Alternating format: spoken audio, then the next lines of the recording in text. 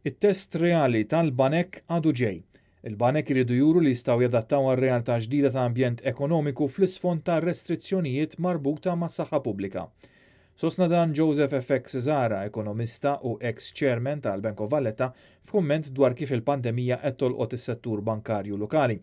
F'intervista ma' The Malta Business Observer, Zara qed ibassar li fix-xhur li ġejjin il-banek se jkunu taħt pressjoni ikbar hekk kif se jiżdiedu t-talbiet għal sostenn finanzjarju f'żidiet f'overdrafts jew moratorji f'loans.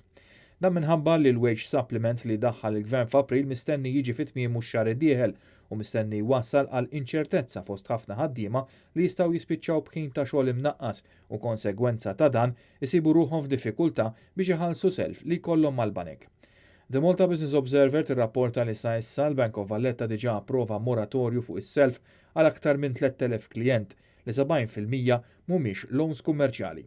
Għalkemm diversi chairmen u kapijiet eżekuttivi ta' banek f'Malta ma jafux kemm il-banek jistgħu jdumu jagħmlu dan, partikolarment jekk l-effetti fuq l-ekonomija jibqgħu ikaxkru anki sas-sena d-dieħla. Fuq livell Ewropew, John Casar-White, ex-chairman ieħor ta' Bank of Valletta, qal li meta tgħaddi l-pandemija xorta waħda se jkun hemm negozji li ma jkunux waslu u ma jeskludix il-possibilità li gvernijiet ikollhom idaħħlu aktar taxxi. Dan wara li gvernijiet taw garanziji lil banek sabiex ikomplu joffru self lil negozji li sabu ruħhom f'diffikultajiet minħabba l-effetti tal-pandemija.